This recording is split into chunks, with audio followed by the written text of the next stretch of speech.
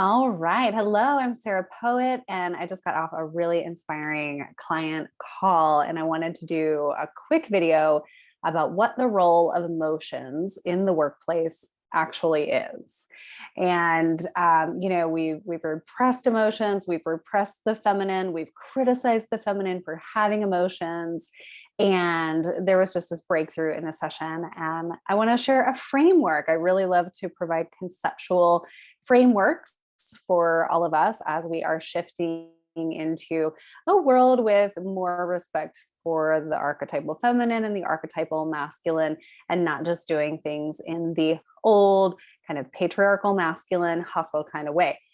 So this particular client had been a school principal before, as have I. And so sometimes that beautifully comes together where I am able to coach school professionals and school leaders and school innovators, and also talk about new paradigm leadership. So that's, comes together in that juicy way. And I just get really excited, as you can feel.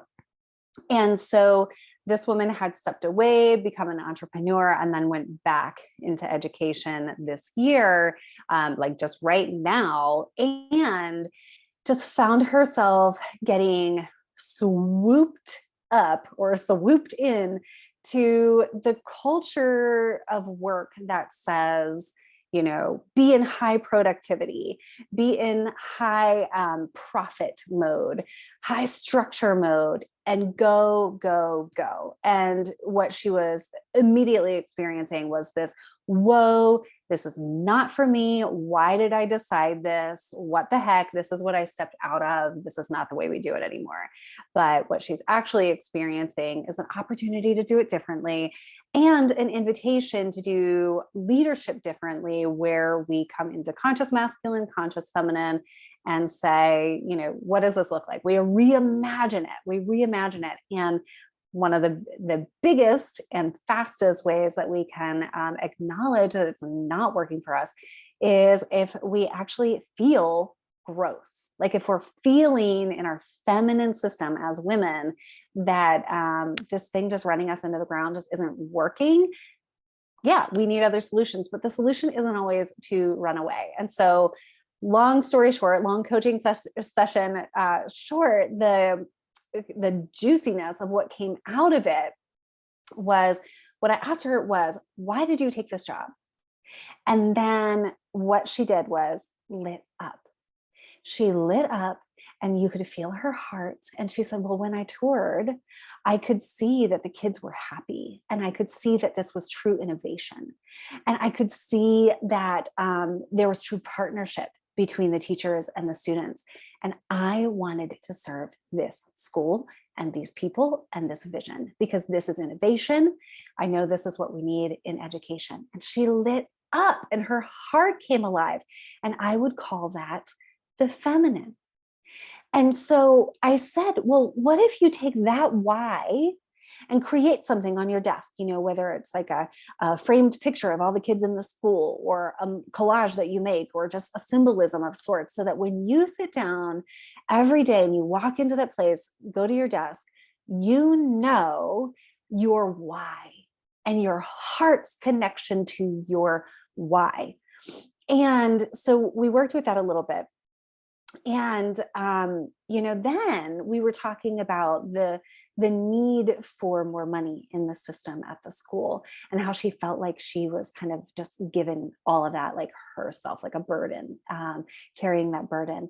And isn't that so interesting, the way that happens, this, pressure historically to get it right and have the answers and solve the problems, and the leaders are supposed to be the only ones with those answers. Well, she inherited a school with a deficit financially. And so, we talked about taking that why, that spark, that desire to serve, her why when she walked into the school, and what she felt, and writing letters to the community from that place of that, I believe in this, and I'm here to serve this. And this is the reality in the financial situation. So collaboratively, community, let's get creative. right? It is not on the shoulders of one person to create new paradigms in what, healthy education systems look like. It is not on one person's, shoulders to come up with, new solutions in financial systems and paradigms. And so that pressure, that burden is actually what's going to make someone, take it all on themselves, act like they have it all together, and push themselves into the ground and forget their why. So the role of emotions in work and in leadership is to actually keep us connected to our deepest why, what actually motivates us. And then we can get up and we can do that, not from a place of pushing and profit and patriarchal domination, but from a place of wanting to make a difference. And these are the ways that our ways of work begin to change. Okay, this is how this begins to change. One woman, one person at a time, saying, you know what, I chose to do this, I inherited this, et cetera, and I'm just going to explore small ways of doing it differently. And, last thought that I'll mention is, as women, we have been taught that emotions didn't have a place in the workplace. We have been taught that emotions didn't have a place in leadership, that it made us unpredictable. The opposite is actually true, because we can handle,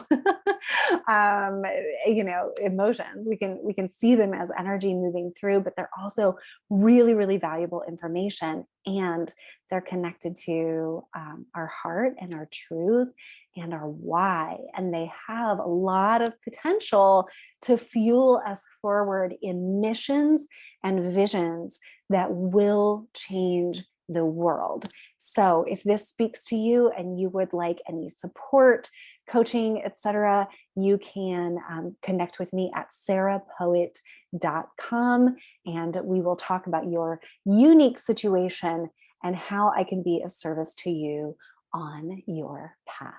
Thanks for watching.